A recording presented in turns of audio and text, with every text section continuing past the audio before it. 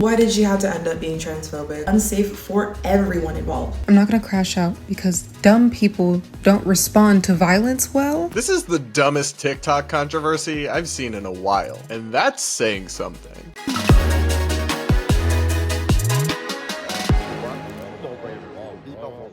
We're gonna break down a bizarre story that's dividing TikTok because some woman in London wanted a female-only gym, plus a scandal inside DOGE, and a woke journalist cries racism for no reason, and so much more. On today's episode of the Brad vs. Everyone podcast, my daily show where we take on the craziest ideas from across our politics, the internet, and our media, all from an independent perspective. Up first, like I mentioned, we gotta talk about the apparently so controversial story that's just tearing TikTok apart right now, because a British woman has decided to open up a gym for biological females only. The horror. So yes, that means no trans women will be allowed at this gym because they're born biologically male, and some people on TikTok are very upset about that. And we'll get into it, but there are a couple criticisms that might have some merit. First, here's reporting on this story from Pink News. My women's only gym will be operating as a single-sex space for biological women. The fitness influencer has doubled down on her decision to ban trans women from her women-only gym. The influencer, known as Natalie B Fitness, announced plans to open the Girls Spot in London back in 2021, with a mission to tackle gym harassment, intimidation, and sexual harassment that women face. She created a GoFundMe to crowdfund for the space, amassing over £20,000 in donations. At the time, when asked about trans women accessing the gym, Natalie was quick to respond. Of course, trans women are welcome at my women's only gym. I don't see trans women as trans women, I see trans women as women. And if you identify as a woman, then you're of course welcome. She reinforced her stance with a tweet stating, "Trans women are women and also a minority that need to be protected." However, Natalie recently made a U-turn on her decision to be trans inclusive. In a video posted to X on Sunday, March 9th, she said, My women's only gym will be operating as a single-sex space for biological women. We are focusing on self-defense classes as well as workshops and activations around PCOS and training on your menstrual cycle, all of which occur to biological women. This statement caused a wave of online backlash, and some even asked for refunds from the funds donated. Hearing the noise, Natalie came back explaining her reasons. The decision was based on the simple fact that I have been sexually assaulted inside of a gym. So many of the women that are coming to my women's only gym is because they have also been sexually assaulted or sexually harassed or faced gym intimidation. Whilst I understand the anger around backtracking, the reason why it is female only is so incredibly important. You know, like, I want so many girls and women to feel so safe. So only in 2025 would this be such a controversial story. I mean, guys, this is dominating conversation online and people are extremely upset about it. But to me, and I'm somebody who technically wouldn't be allowed to visit this gym, okay, it seems pretty reasonable that some women might feel more comfortable going to a gym that's for females only, right? No males, no men, because women do face harassment and assault from men sometimes, and gyms can be intimidating and uncomfortable places for women as well. When you have all the huge men with their lifting and grunting with their free weights, like, some women might blend in with that and want to deadlift, you know, one station over from some massive guy squatting 500 pounds, but some might not be comfortable with that. And to each their own, honestly. Like, if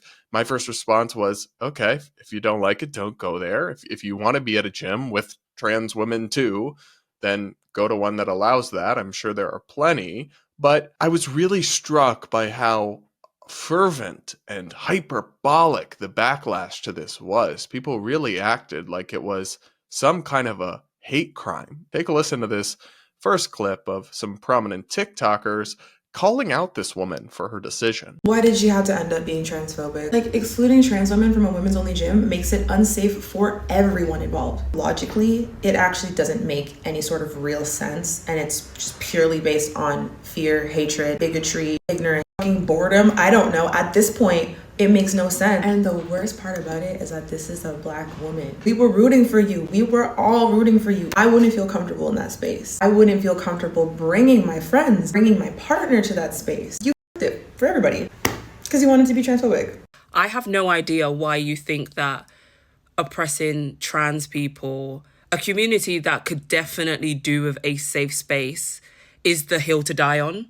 I think like we're definitely in telling times that you think that the best port of call for your business is to be transphobic and exclude trans women, when in fact what you've done is exclude all women. Like, all women that know that trans women are women will not be going to your establishment. Like, you've already put your business down in the dumps. Like, what is going on? Like, It took no effort at all for you cis-het women to turn around and start being transphobic. No effort at all. Y'all heard about that women's only gym and now it's all, why is it wrong for women to want only women in a women's only gym?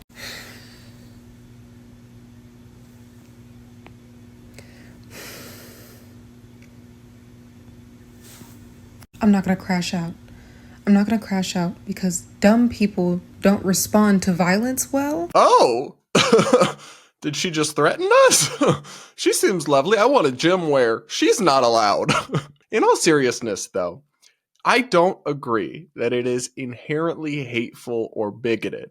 Now, maybe some people hopping on this woman's side and supporting her decision to ban trans women are doing so for a reason that is genuinely hateful, but I think it's not inherently hateful or transphobic or bigoted at all to want sex-segregated spaces, especially because the reality is, and we've seen this play out at spas and gyms across the country and across the world, frankly, where they have self-ID, gender anarchy, that it's not really about actual trans women oftentimes, but instead, I mean, there are fetishists and there are people who are trans women who are just dudes with beards who literally go to these places and walk around with male genitalia out in the locker room. I mean, that's the kind of thing I think they're clearly seeking to prohibit and prevent, not the actual, occasional rare trans woman who just wants to blend in. But there's no real way to stop one without stopping the other as well, because you kind of have to have a hard and fast policy on this. You can't we'll let legit trans women in, but not posers and not fetishists. Like, that would be pretty difficult to do. So simply saying female only, especially for women who have that particular sensitivity of having been victims in the past, I don't think is crazy. And I don't think it's inherently hateful. I think what actually is kind of inherently hateful and bigoted is the way they're acting like, because this gym owner is a black woman, she should know better and how dare she?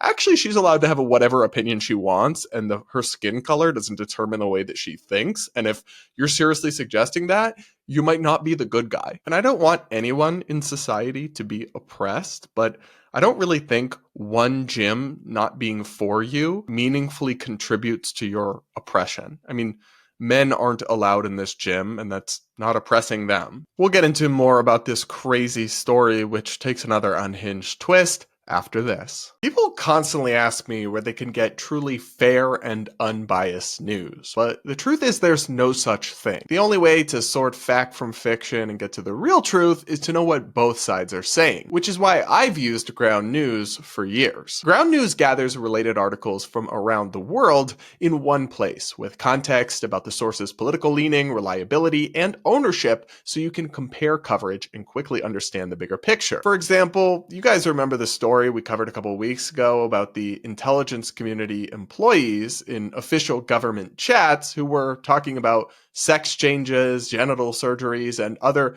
very explicit material. Well, a story like that is so subject to bias and partisan spin that you can only really find out what's happening with Ground News. Right-leaning media highlighted the most inflammatory parts of the story, like the Post-Millennial, where their headline reads, CIA NSA officials use government chat to say they want intersex babies so children can choose gender later. Meanwhile, using Ground News, we can see that not very many left-of-center outlets covered this story, but the left-leaning LGBT media outlets that did cover it very much downplayed the scandal. Pink News writes, NSA staff accused of sex chats at work, but they were just discussing LGBTQ plus issues. This really puts media bias on full display, because describing those highly graphic chats as just discussing LGBTQ issues might be the understatement of the century. It is so hard to deal with information overload and the sensationalism of modern media and figure out what's really going on. But that's a key part of my job here on this show,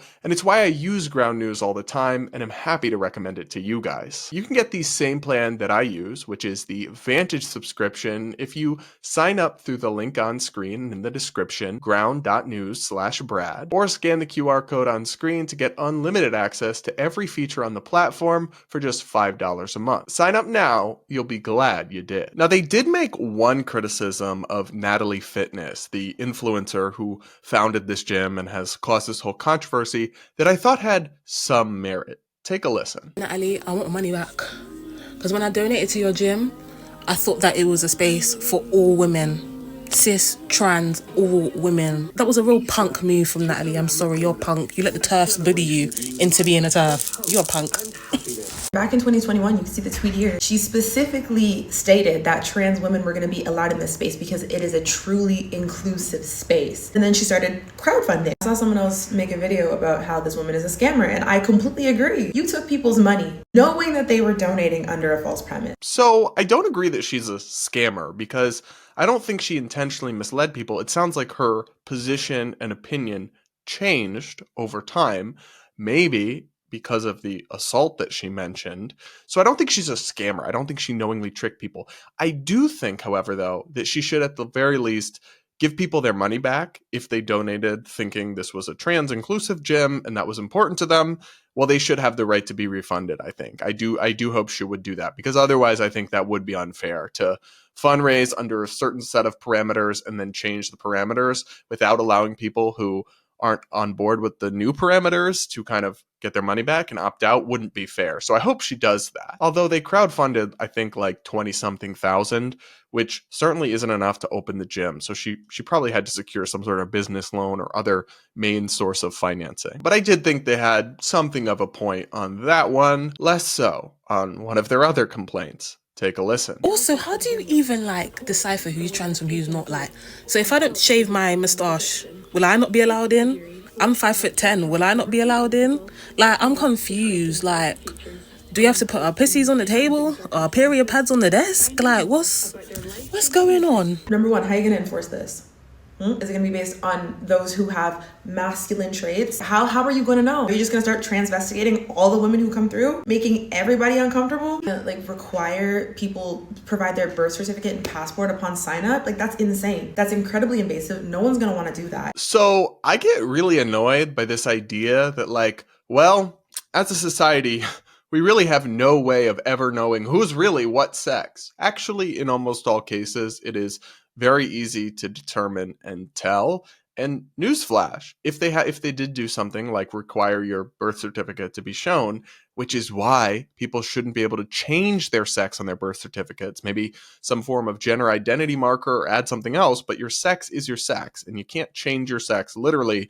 And we do need to maintain records. But it seems so ridiculous to me that woke types on this issue, on the gender stuff, will simultaneously work to erase the truth value of documents like birth certificates so people can change their sex, and then also say, what are you going to do? Ask people for their birth certificates? Yeah, that actually would be a pretty easy solution if y'all didn't meddle with it and mess it up. And no, nobody's going to be doing genital inspections or anything like that. If they really had to sort biology out, you can test someone's sex with a cheek swab. But in reality, I think they would just use people's paperwork, and unless there were trans women trying to covertly sneak into this gym, even though it's not for them, why would you do that? That's weird behavior. I have never understood that, even from the gay perspective. You have those Christian bakers that don't want to bake a wedding cake. I've never understood the perspective of wanting to hound them into it. I'd rather have somebody work on my wedding one day who actually supports it and supports me, not somebody who is being forced against their will by the government. It's just a weird thing to do, especially if you know you're not wanted in a space, to try to force your way in or sneak in. So that would be a red flag in and of itself. And if you really think that showing your paperwork is invasive, then don't go there. You don't have to. Some women might want that and might like that, and I don't understand why that's such a big problem for these people. I just showed you guys a couple videos. The internet's crashing out over this story. They're really all up in arms.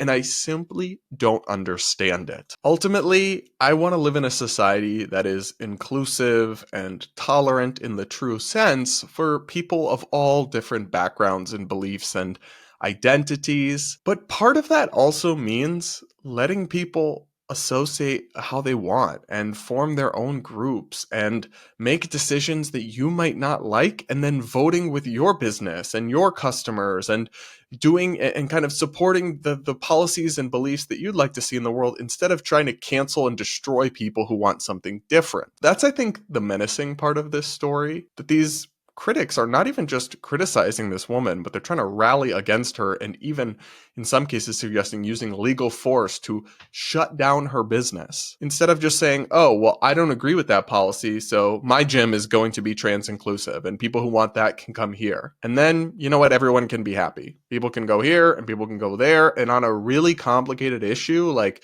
how we handle these members of society and how we maintain dignity and safety for females, well, also not creating, inconvenient or awkward situations in the opposite direction, where you're putting people who look like men or look like women into a space where they don't seem to fit in. It's complicated. And so the best way to sort it all out is to let people sort it out amongst themselves, not to try to cancel and destroy people who have a preference or a priority that's not the same as your own. And I think that's the heart of this story. But what do you guys think? What do you make of this? Would you want to go to a gym like this, or do you also find it deeply offensive? Let me know in the comments. I do take the time to read the comments, and I always love hearing what you guys have to say. Do hit that like button and make sure you're subscribed if you aren't yet. Guys, before we head into our next segment, which is a real doozy, do make sure to check out the Brad vs. Everyone merch. We got Your Delulu is showing mugs and really cool long sleeves and sweaters.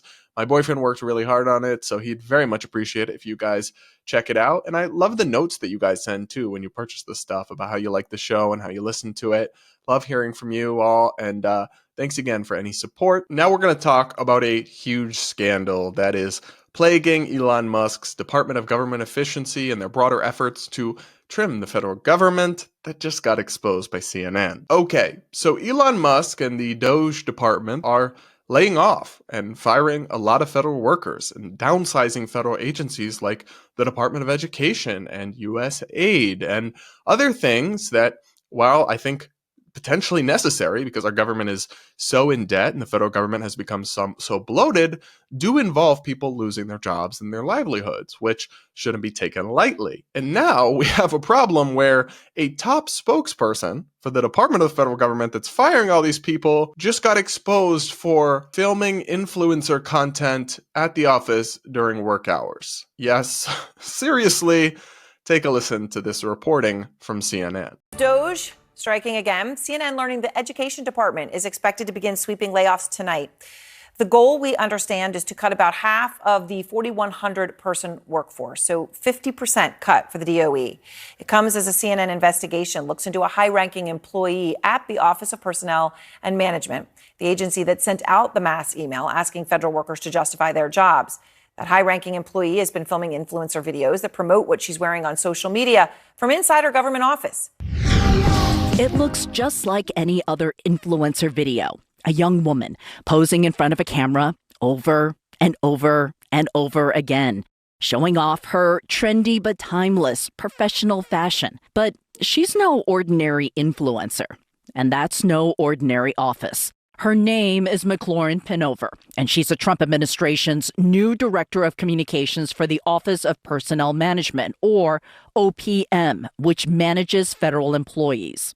All of these videos were shot in her government office, right here at OPM headquarters in Washington, D.C., ground zero for Trump's plan to cut thousands of workers from the federal government in the name of efficiency. Inside her office, Pinover captures video at her desk, putting on makeup, modeling new outfits to her 800 followers. Pinover markets clothes on her account. Using what's called affiliate links, she could get a portion of any item sold through her Instagram page, like this $475 skirt or $300 dress, but it's unclear whether she's made any money.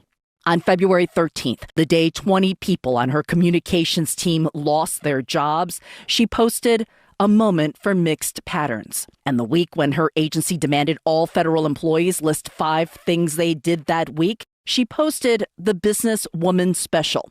As OPM spokeswoman, she defended the memo at the time as a commitment to an efficient and accountable federal workforce. She's a Trump official. She has only been on the job since January with the new administration. And some of this does appear to have happened on the clock. We were actually looking at her account this morning, Erin. She posted a couple of Instagram stories during normal business hours. You can also see the time on her watch in at least one of the videos she filmed, all during work hours.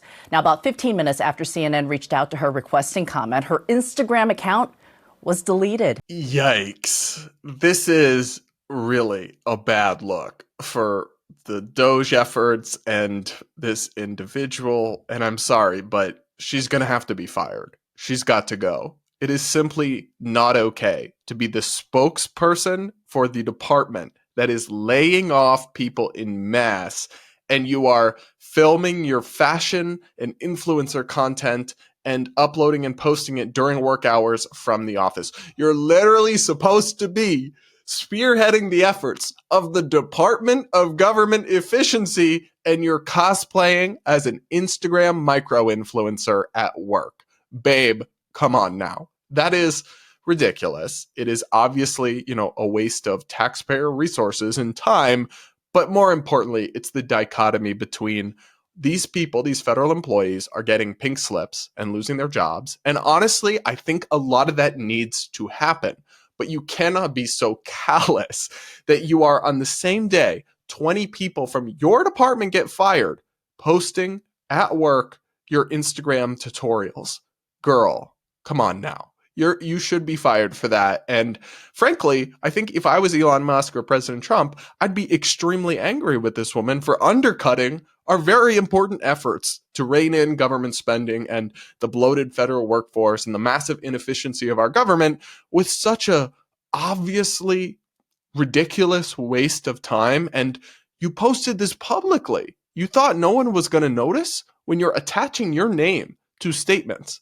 I mean, I'm a recovering journalist, right? When somebody is the spokesperson attaching their name to statements defending highly controversial things, though I don't think it should have been that controversial, like asking employees, what did you do? Give us 5 things or you're fired. They're going to look at who you are and what you do on your social medias. This is taught to us at a very early age now. And yet this person thinks you could just post to Instagram all this modeling, makeup, fashion content at work from her office. If she was doing this on her own time after hours, I would have no issue with it. And I would think it would just be kind of a fake, liberal media story attacking a Trump official.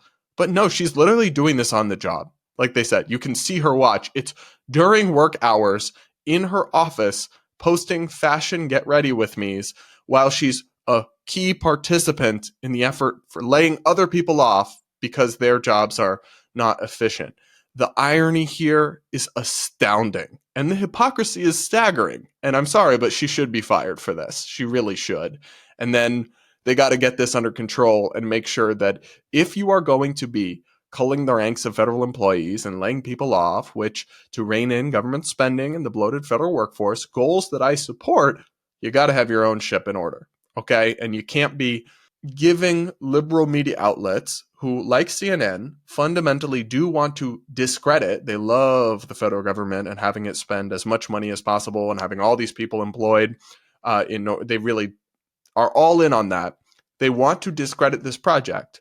So you cannot give them ammunition like this. This isn't fake news. They didn't make anything up. She posted it all publicly on Instagram. That is astounding in its naivete and ignorance and stupidity. And I worry about this with a lot of the DOGE stuff. I support the goals, but they are making big errors and not fact-checking claims and boasting about big savings and then having to delete it from the website because turns out they were wrong and the amount isn't actually that much, or it's not what they thought it was. They're moving too quickly and they're breaking a lot of things. And with something as important as this, scaling back the federal government and stopping our fiscal crisis, you really doing it poorly is almost worse than not doing at all, because you may permanently discredit the idea of fiscal conservatism if you allow it to be turned into kind of a calamity. And I hope they can get this under control and have some more message discipline and some more fact checking and avoid more scandals like this, because we really do need efforts to make the government more efficient. They lose insane amounts to waste. Just look at the COVID era and the obscene amounts of hundreds of billions of dollars they lost to fraudsters and scammers, including people actively in prison who were just filling this out, the forms where you could just get the expanded unemployment benefits with basically no verification. There's clearly a huge problem, but the people that are tasked to solve it are not covering themselves in glory, to say the very least. What do you guys think? Can you believe this story from CNN?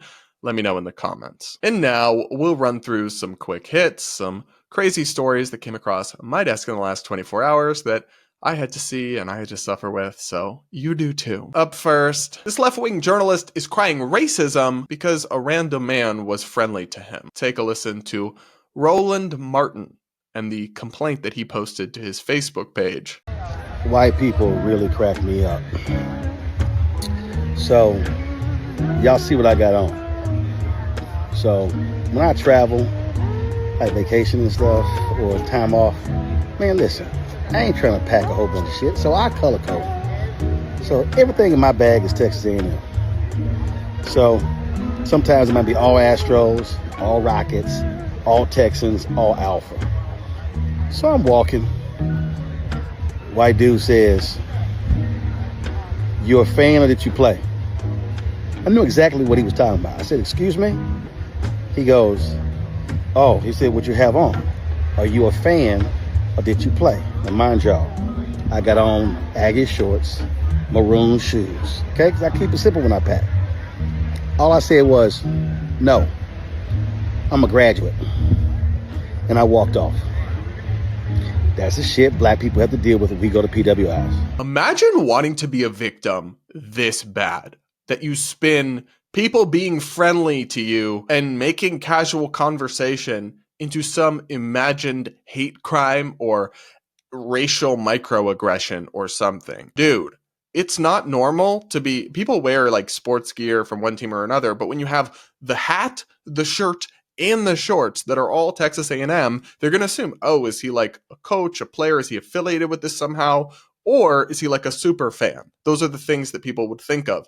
And college football teams have lots of fans who aren't all necessarily graduates. So the idea that just because he asked if you were a fan, he's assuming you didn't go to college isn't true. The fan category includes a lot of graduates, but also, you know, their families, their kids. A lot of people support a certain college football team because their dad went there, so they grew up watching them, even if they didn't go there. Or conversely, if he asked if you played there, that's also assuming you're a student and a graduate. So the entire thing, without some sort of details that make you think there was actually any racial animus here, comes off as this left-wing journalist just looking for reasons to portray himself as a victim and to accuse some random stranger who was being friendly of racism and play the victim and talk about how, you know what, even if one white person did say something offensive to him, it still would be kind of messed up to make broad generalizations about white people always do this or white people always make these assumptions.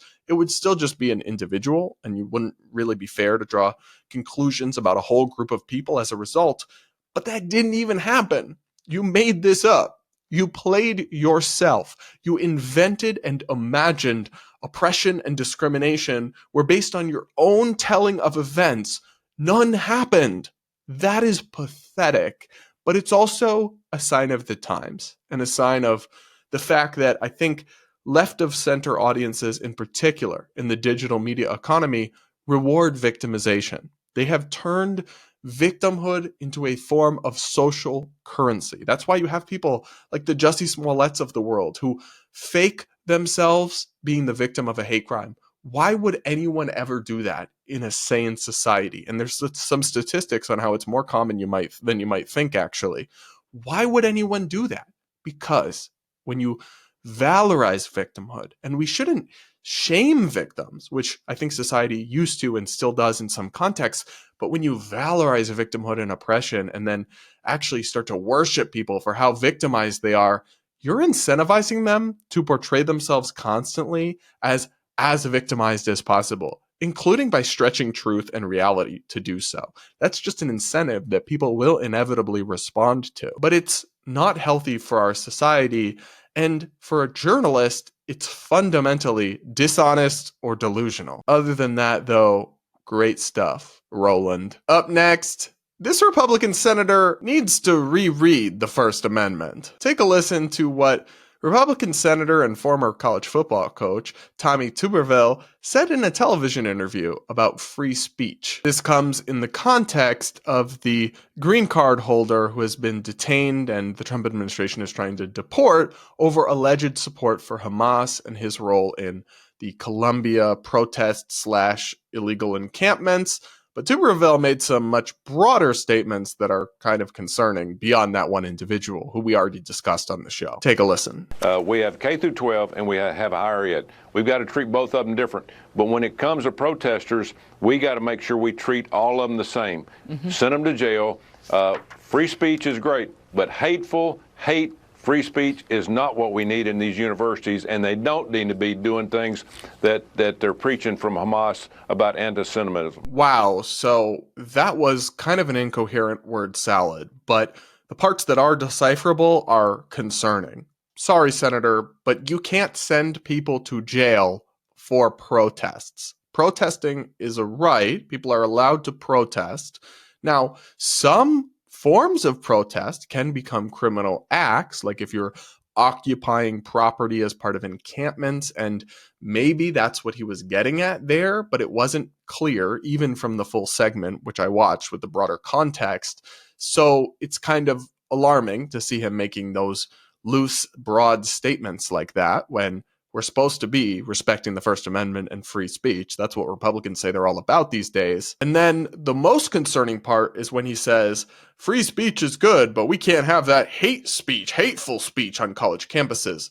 You sound like a woke liberal. And sorry, but the First Amendment protects hate speech. There is no hate speech exception to the First Amendment or free speech, and there never can be. Because what constitutes hate speech is entirely subjective. It just means speech that some people hate. A lot of people think that this senator's ideas about transgender issues or about abortion are hateful hate speech. Should he not be allowed to have them? Should they be banned from college campuses? Should pro-life protests or pro-women's rights or anti-trans, depending how you view on it, protests, should that be something people get arrested for and locked up on campus? There's a real incoherence and slipperiness to this senator's remarks that is really at odds with free speech principles that Republicans say they support and should have a sharp command of. And I'm bothered by the way he conflates two very different things, which is support for Hamas, a recognized terrorist organization,